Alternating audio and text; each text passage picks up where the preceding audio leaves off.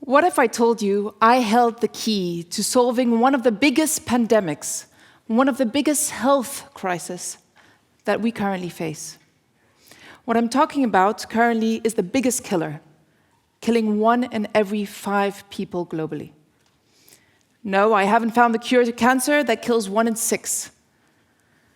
I'm talking about something that's self-inflicted. I'm talking about the cause of bad nutrition. An unbalanced diet causes obesity, overweight, and this is the cause of a lot of illnesses.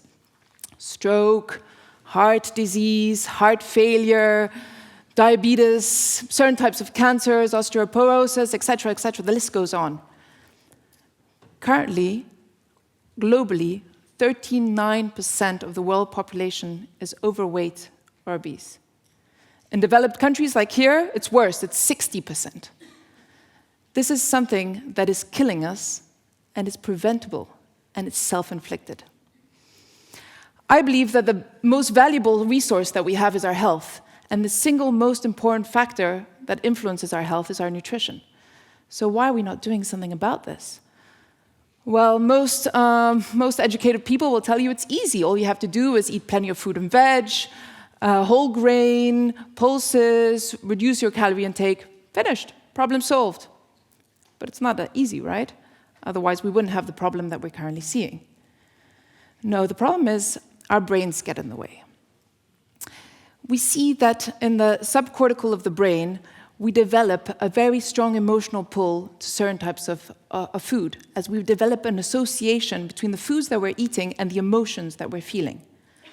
Foods are linked to emotions such as belonging, such as pleasure, even love. These are very, very fundamental human emotions, human needs that are linked to the foods that we're used to eating over the years. Do you ever have this where you've had a tough day, you're feeling a little bit under the weather, and you crave this comfort food? Yeah, you crave something that maybe mom used to cook for you when you weren't feeling so good? I know I've been leading a healthy diet for the last decade, and I still fall victim to this. This is really the strong emotional pull that we have to our food, which is the reason why changing our eating habits as adults is really difficult. Something else that gets in the way is a defense mechanism that created in the brain stem, sending alarm bells every time we change our diets. This makes dieting particularly difficult. This is the feeling of irritation you feel when you start a diet. This makes changing our habits really difficult as adults. So what's the solution? Well, I'll tell you, I've given up on us. I've given up on all of you. I believe the solution is in children. Developing healthy habits in children from very early years in order to guarantee that these healthy habits last through the whole life. Have you ever heard yourself say a sentence like, eat your vegetables and you'll get a dessert? Eat up your sweet and you'll get an ice cream. Be a good girl and you'll get a sweet. And these are perfectly socially acceptable sentences, but they're the reasons why we've got completely the wrong associations. I mean, we're bribing children to eat vegetables and using sweets as a reward. I mean, we're basically saying this stuff is bad, don't touch it, I'll bribe you to eat it. And we're sending all the wrong signals. Yeah, if I'm being bribed to eat something now, when I get to make my own decisions, I'm certainly not going to be eating it freely. So as parents, we actually need to stop doing this. We need to not bribe our children to eat vegetables. We need to not create negative associations by forcing them to eat, by shouting at them to eat, by sitting them in front of a soup for hours on end. No, we need to create positive associations. In the end, children just want to have fun, right? So let's make healthy fun. There are really a lot of ways we can do this. We can get creative. We can call vegetables funny names and tell stories about them. It's not steamed broccoli and carrots. It's Carl the Carrots going through an adventure in a forest of mini broccoli trees. Yeah, have fun with this. You can really involve your children as well in this. Yeah, involve children in the decision of what's for supper. If kids want to be taken seriously, they want to be involved, they want to be listened to. Yeah, involving them in the kitchen. Yeah, kids can chop up some vegetables, stir some sauces, getting them involved. Children that get involved in the preparation of food are a lot more likely to try new things and to eat what's on the dining room table. It's also important to cook. Well, one of the biggest correlators we see is between home-cooked meals eaten as a family and good weight within children. This is exactly this positive relationship that we're creating in the dining room table. We're having good, healthy food, and we're having a good family time. So really, eating as a family is very, very important. And obviously, we eat with our eyes, so we can make it attractive as well. There are plenty of ideas on the internet of how you can do this, whether it's vegetable trains or funny clown faces with big red tomato noses. Really have fun with this. Be a little bit of a food artist when you're at home with your kids. This is not easy. I'm a mother of 3. I know I get my food art regularly rejected, but it's so important.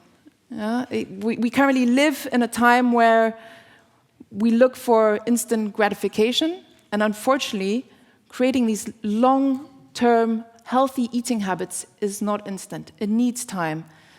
And we need to be patient, especially when it comes to nutrition.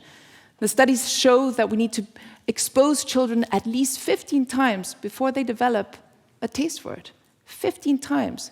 That's a lot of spinach getting spit up at you before a relationship gets built up there. But it's worth this patience. As I say, it's not an easy job, and I see that this job is made even harder by the food industry. If you go out to your local supermarket, you will see shelves packed with usually unhealthy foods that are colorful, fun. For children, they have characters on them. They're supported by marketing campaigns that have good jingles to them. Whereas healthy foods, well, they're boring. They're gray and beige and green and have rolling hills on them. Yeah, what are we saying?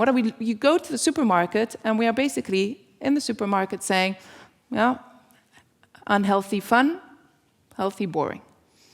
And this is obviously more shocking when you see what some of the food companies are doing. Some of the food companies are making products for children that are completely inadequate. For example, in the breakfast cereal category, in children breakfast cereals, there's on average 40% more sugar than adult cereals.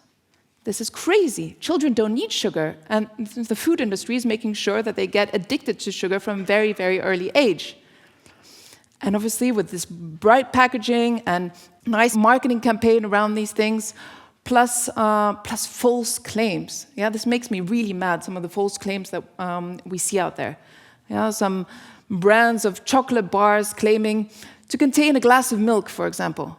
A glass of milk is firstly grossly exaggerated, and secondly, the main ingredient is actually palm fat and sugar. And this is sending the wrong signal to parents. Parents see a glass of milk, okay, it's probably good for my kid. They're sending out the wrong messages. Yeah, this is really, really something that shouldn't be acceptable. This is where I've been investing my time for the last decade, really making sure that, firstly, we make healthy fun for children, and secondly, that we really tackle some of the food categories which are way too high in the sugar levels. This is how the food industry in general can really support this problem and help to solve this pandemic. But obviously, the food industry is not incentivized to do that. You know, sugar is cheap, which is good for profits. Sugar is addictive, which is good for sales. And most brand managers out there will tell you they fear changing the levels of sugar in their products and the fear of losing a bit of market share. So this is where governments also need to play a role. Through legislation, through laws, whether it's on packaging laws, whether it's on labeling, whether it's advertising to children laws, there's a lot that can be done. There are a lot of tools out there. And in fact, some governments are even starting to do this with positive results. But it's really just the beginning. There's a lot more that can be done. Governments, to be fair, should be incentivized to do something about it. Even if they wouldn't care about all the millions of deaths being provoked by overweight and obesity, this is also an economic problem. There's an OECD analysis that shows that if we would reduce just 20% in calorie-high, calorie-dense products in 42 countries, we could save 13.2 billion in healthcare expenditure. And I'm not even talking about productivity increase, the millions of lives that would be saved, GDP increase. So we should really care about this. The governments should really care about this.